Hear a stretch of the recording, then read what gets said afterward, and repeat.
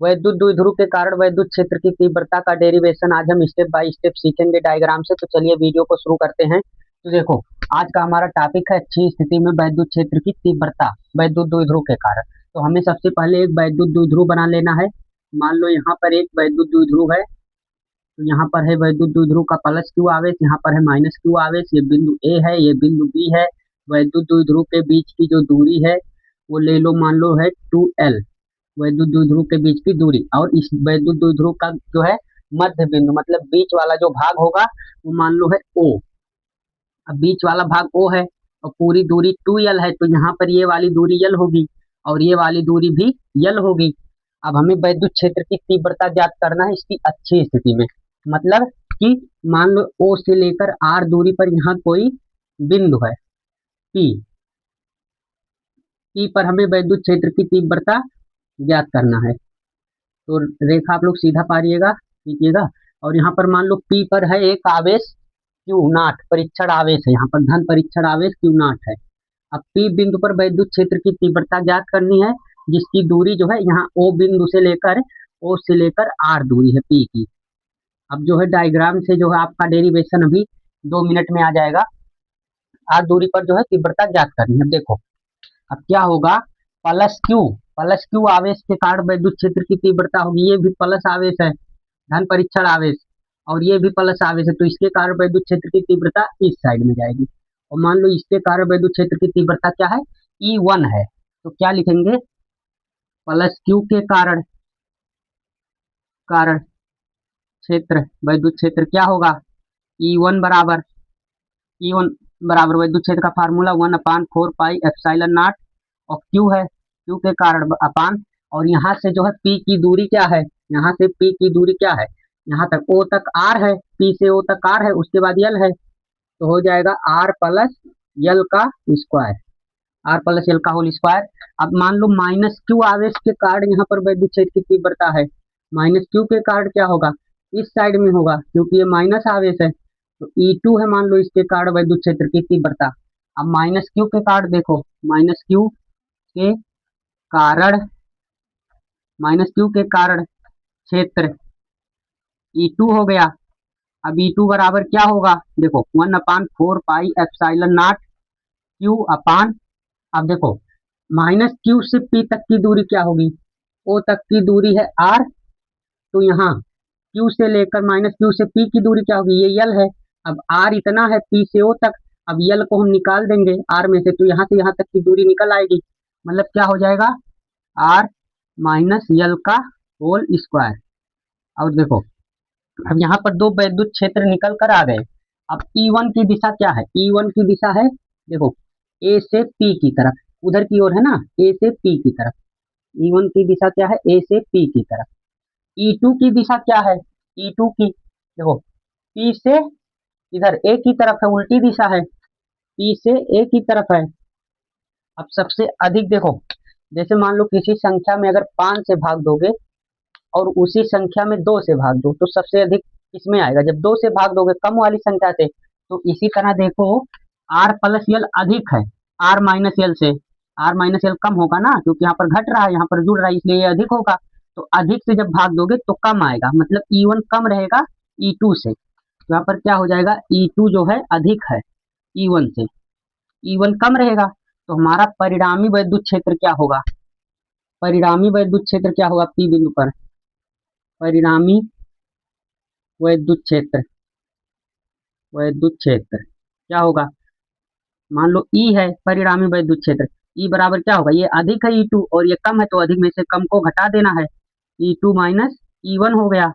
अब देखो अब E2 माइनस E1 हो गया, तो E बराबर इसको घटाओ, E2 क्या है 1/4 pi epsilon not Q upon R minus L का whole square minus 1/4 pi epsilon not. E1 का मान यहाँ है Q upon R plus L का होल स्क्वायर। देखो अब यहाँ पर देखो जो है 1/4 पाई एप्सिलॉन दोनों में है, Q भी दोनों में है, तो इसे कॉमन लिया जाएगा। तो E बराबर क्या हो जाएगा, E बराबर 1/4 pi epsilon not common, Q common होगा, Q का गुणा 1 में होगा यहाँ पर, तो Q ही होगा, Q हो गया, Q upon 4 pi epsilon not. अब अंदर क्या बचा, 1 अपान आर माइनस एल का होल स्क्वायर माइनस में 1 अपान आर प्लस एल का होल स्क्वायर। ये यहाँ तक समझ में आ गया होगा। अगर नहीं आया होगा तो कमेंट करना, मैं जो है बता दूंगा कमेंट में आप लोगों को। तो यहाँ तक एकदम आसान है डेरिवेशन। अब स्टेप बाय स्टेप आप लोग सीखते रहो। देखो अब क्या होगा, अब यहाँ पर 1 upon R minus L 1 upon R plus L, ये जो है भिन्न का घटाना हो गया, भिन्न का जोड़ घटाना उस टाइप का हो गया। तो यहाँ पर क्या हो जाएगा, ई बराबर Q upon 4 pi epsilon not. अब भिन्न का जोड़ घटाना आता होगा आप लोगों को। ये वाला यहाँ चला जाएगा, ये वाला यहाँ चला जाएगा, उसके बाद ये दोनों आपस में गुणा हो जाएंगे। मतलब आर प्लस एल का whole square minus R minus L का होल स्क्वायर अपान में क्या हो जाएगा, आर माइनस एल का होल स्क्वायर इंटू में आर प्लस एल का होल स्क्वायर। अब देखो, अब यहाँ पर देखो ये किस टाइप का हो गया, ए स्क्वायर माइनस बी स्क्वायर के टाइप का हो गया, ए स्क्वायर माइनस बी स्क्वायर के टाइप का हो गया। ए स्क्वायर माइनस बी स्क्वायर बराबर क्या होता है, ए प्लस बी इंटू में ए माइनस बी। तो इस टाइप का हो गया। तो देखो ई बराबर क्या आ गया, ई बराबर देखो Q upon 4 pi epsilon not. अब यहाँ पर जो ए स्क्वायर माइनस बी स्क्वायर, मतलब अब ए प्लस बी होगा, मतलब ये प्लस ये आर प्लस एल में क्या जुड़ेगा, आर माइनस एल जुड़ेगा, आर माइनस एल जुड़ेगा। उसके बाद इंटू, अब ए माइनस बी होगा, आर प्लस एल में से घटेगा R minus L, R plus L में से घटाना है R minus L, R minus L घटेगा आर माइनस में आएगा और एल माइनस है तो वो प्लस हो जाएगा। देखो और अपान में नीचे क्या है, देखो आर माइनस एल का स्क्वायर आर प्लस एल का स्क्वायर। अब देखो अब यहाँ पर जो है क्या लिया जाएगा, यल जो है, यल बहुत छोटा है, यल जो है वैद्युत द्विध्रुव की दूरी जो होती है यल है, ये बहुत छोटी होती है, मतलब सेंटीमीटर मिलीमीटर माइक्रोमीटर में। लेकिन जो हमारी दूरी आर है, ये पी की दूरी ओ से जो है वो बड़ी होती है, मीटर में हो सकती है। तो क्या होगा, यल बहुत छोटा है यहाँ पर आर से, यल बहुत छोटा है आर से, इसलिए हम यल को यहाँ पर हटा देंगे। तो ये हो जाएगा हमारा सिर्फ आर स्क्वायर, और यहाँ पर भी यल को हटा देंगे तो हो जाएगा आर स्क्वायर। अब देखो अब क्या होगा, अब यहाँ पर ई बराबर क्या आ गया, Q upon 4 pi epsilon not. और देखो यहाँ पर देखो ये यल यल प्लस यल माइनस ये कैंसिल हो जाएगा, 2 आर बचा, 2 आर गुणे यहाँ पर देखो यल प्लस एल माइनस, नहीं यल जो है दोनों प्लस है, ये कैंसिल नहीं होगा, जो आर कैंसिल होगा, आर प्लस है आर माइनस है, तो यहाँ पर जो है आर कैंसिल होगा। तो आर कैंसिल यहाँ पर हुआ, तो यहाँ पर क्या आ गया, 2l आ गया, 2l, और नीचे आर स्क्वायर आर की घात 4 हो जाएगा।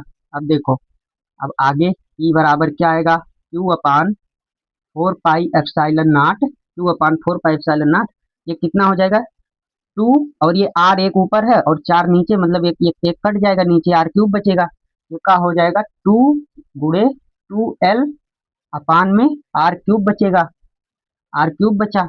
अब देखो अब हमें क्या करना है, ये क्यू को अंदर लेना है। अब ई बराबर क्या हो जाएगा, देखो इसे लिख सकते हो 1 अपान 4 पाई एप्सिलॉन नॉट, क्यू अंदर लिया जाएगा, हो जाएगा यहाँ पर 2 गुणे 2 क्यू यल, 2 गुणे 2 क्यू यल अपान में आर क्यूब, ये यहाँ पर आ गया। अब देखो यहाँ तक आप लोगों को समझ में आ गया। अब लास्ट स्टेप बचा है, देखो अब क्या होगा,